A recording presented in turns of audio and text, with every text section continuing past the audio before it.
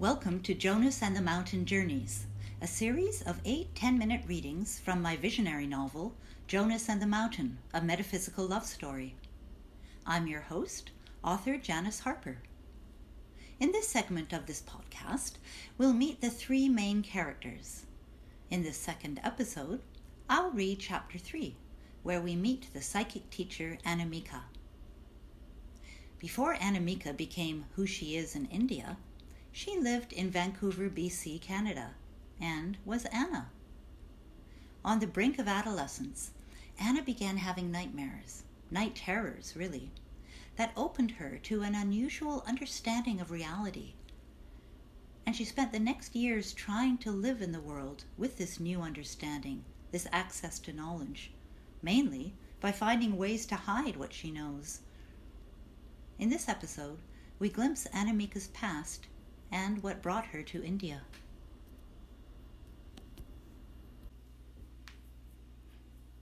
Anna was 11 years old when she started having nightmares, or night terrors, as she overheard her mother whisper in her concerned voice to Auntie Joy on the telephone. They weren't just bad dreams with scary people in them chasing her. Those were bad dreams, or maybe even nightmares. Night terrors might just be the right term. They were terrifying, but not in a movie way, not like a horror movie nightmare. Anna was so afraid of having these dreams that before she went to sleep, she put out her colored felt pens and paper and asked her mom to tell her to draw a picture the next time they came.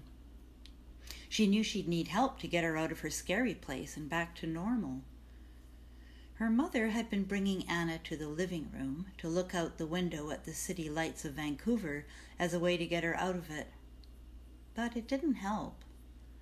The darkness, the squares and pinpoints of light from the buildings across English Bay, out the huge window, all that kept her in her scary place. Even with her mom by her side, saying gentle things to her and putting her arm around her, Anna didn't come back to her normal self. She just heard her own voice coming from far away through a long tunnel. God. Oh my God. Oh my God. Anna tried to describe her night terrors one day to her mother, but could only say stupid-sounding stuff like, "It's like there's this one black hair, and it's at a normal distance away from me. Then suddenly it's huge, right in my face. Then it's going back, and it keeps going back, and the empty place where it was is huge in my face, but it's still back, and there's no end." Anna was not in time and space. She was not in her body. Dimensions appeared and disappeared.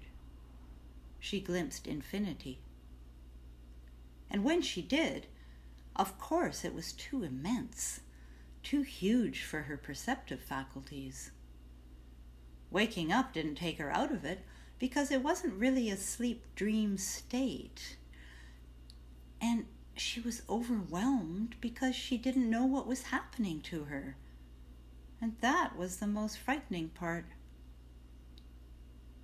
In biological terms, Anna's pineal gland was opening. In Western science, which still finds the pineal gland mysterious, it supposedly regulates sleep-wake patterns and reproductive hormones. René Descartes called the pineal gland the seat of the soul, and in many philosophies it is considered a portal to the spiritual world, a physiological third eye. The opening of the pineal gland isn't uncommon in adolescence and is often the precursor to creative pursuits, the flaring up of artistic passions. And in Anna's case, it was a creative time indeed. She was bridging worlds. She came tumbling through the portal. Her third eye opened wide and didn't blink. It was as if she were on top of a mountain and could see the entire lay of the land, everything, stretching out every which way she looked. But it was also as if she were being given something that was almost too much for a person, for anyone with a body, much less a skinny little girl body with long brown braids that curled at the ends and dark almond eyes that crunched up into crescent moons when she smiled. How can anyone experience such ineffable enormity, such expansiveness, such powerful creative energy? How can anyone see through transparencies in reality and into other dimensions just as real, and still be able to walk and talk and eat soda crackers with butter and play kick the can with the kids down the block? It can be done. Anna did it. But as she grew through some very rocky teenage years into an adult, she was always aware that she was merely keeping up appearances. She'd inherited her mother's talent as an actress to mimic other people, more than mimic, to understand their motivation, why they said and did what they said and did. So she acted as if she were in the same play they were in. She was good. She could tell in an instant what part someone was playing and what part she should play in response. And she could play with the best of them, because she knew the range of motivations and emotions and which were appropriate for which scene and cast. She was good with language, too. She had also inherited that from her mother, who had taught high school English after her acting career ended. No one suspected a thing. Anna, the 25-year-old, had several friends, a casual boyfriend, a job tending bar at a local watering hole, and the occasional role in a community theater production. She still had long brown hair, loose now and curly, and crunchy eyes. And she knew everything. She knew beyond a shadow of a doubt all of the answers to all of the big questions, all of the whys, and even some of the hows. She just didn't know what to do with all of it. So she hid it. She wanted to be liked, after all. She had inherited that from her mother, too. And it was so hard to express, for another thing. It was so different at its very roots from what others were saying. She had tried college for 2 years and read eagerly, trying to find what she knew in literature, philosophy, science, psychology, religious studies.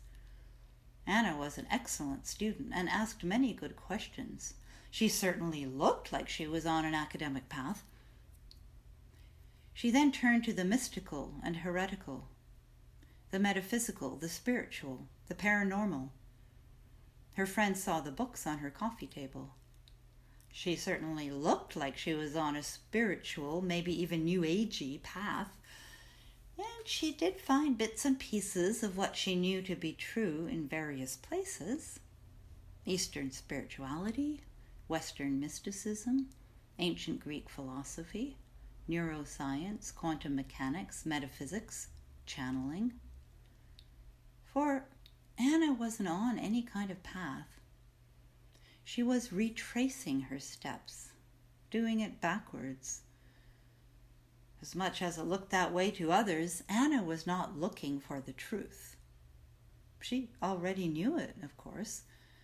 She was looking for some discipline, some system, someone else to have come up with it too. For how could she continue to live a life faking it all the time? She wanted to belong to a community, or at least she needed a way to be herself in the world.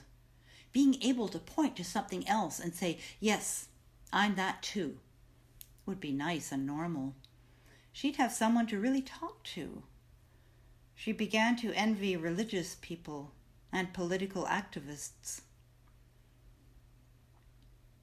Sometimes she thought she would explode with all that she had to keep inside of her. So, occasionally, 25-year-old Anna would experiment usually when she was having a drink or three after her shift at the bar was over. She consciously, albeit tipsily, fell out of character and told the truth when she was asked her opinion. And the results were usually disastrous. People got very angry. She occasionally tried this sober, too, in serious settings with open-minded, intelligent people. Same results. So, Anna took a different route. One day, she simply receded from the world. She all but disappeared from the face of it. And this is how Anna, the little girl who sat in the dark with her mother on a living room couch, looking out at the city lights of Vancouver and uttering, "Oh my God," became Anamika, the nameless one. And how she came to appear at the holy mountain of Arunachala in the state of Tamil Nadu, in the land of India.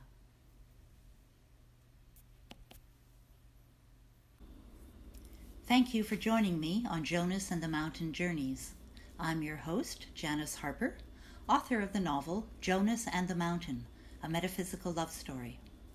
You've just heard me read Chapter 3, where we meet the psychic teacher Anamika. If you'd like to get to know her more and find out how she became a guru, pick up a copy of Jonas and the Mountain, either online or ask for it at your local bookstore. I look forward to sharing the next episode of this journey with you.